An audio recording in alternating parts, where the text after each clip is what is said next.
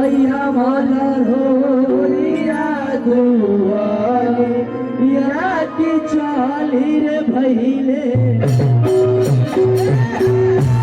कौन लगत है बड़की माई?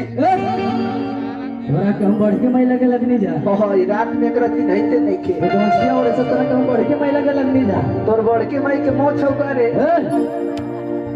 ओह हाँ में रह जा अनाथ सब पहले के माता पहले करत रहली जा हाँ लेकिन राम के देखे के ना मिली ना दम दीजिए शरीर शरीर के अनुसार ठीक है। हेलो जय हो। हाँ, यही करी ये सब पहले के होत रहले जा लेकिन अगर माई के अगर कोई असली गीत हो हाँ। तो माई के पचरा है हाँ तो जी। पचरा के भाव में माई से कहे को हका का कहे तनी मियाज में आवे के हो। वाह हर की छोटी मोटी मिया गोछिया हर मैया के असरवान हो हर की झुलू हवा झुलावे और की मैया लहोरिया बेटियावन हो हर की झुलू हवा झुलावे वाह तन मिजाज बना लेवे के हो हाँ जी। माई से कहे तू माई हो माई हो। छोटी मोटी मिया गछिया मैया तेरे समान हो झुलू हवा झुलावे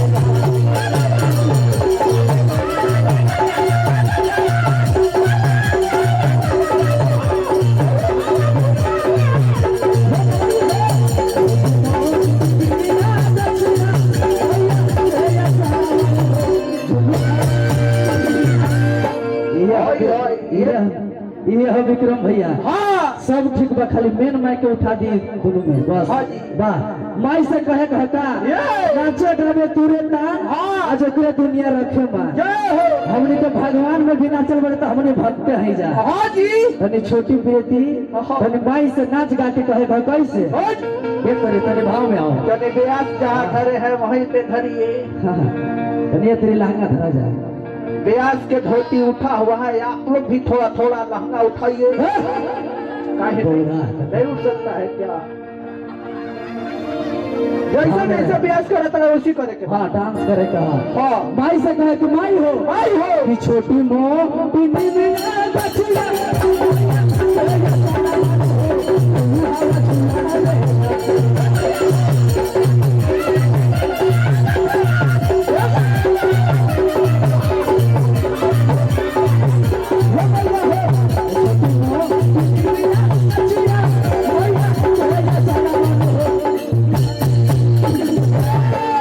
कृपया धीरे नाता प्रीति लगतो गिरे राची पसे ना अपने सुध सुध बोला जा सुध जा माई से कहे कि माई हो भाई हो। हमने फिर कुछ हो ना हाँ अरे की छोटी मोटी मिया गछिया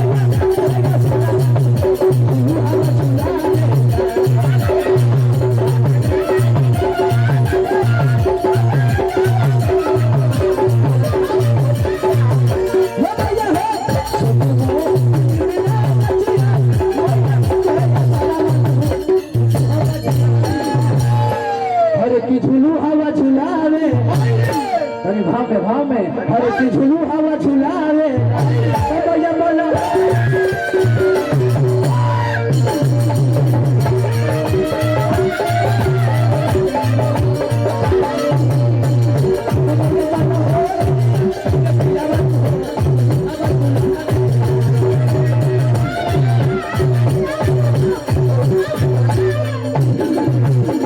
सोना तारे बोले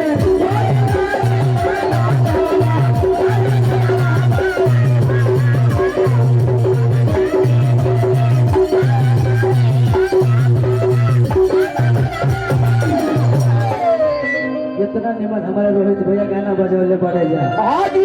इहो होके का चाहिए अगर व्यास भक्ति में बाड़े हाँ तो मैं सभी तो भक्ति में हो जाता। भक्ति में हो जाएगा हाँ जी। कितना निमन गाना बजैले बड़े बड़ी पुराना गीत है जा हाँ सबे के गीत याद होती हाँ जी। अरे की कौना दाढ़ी बोले कोई लारी आता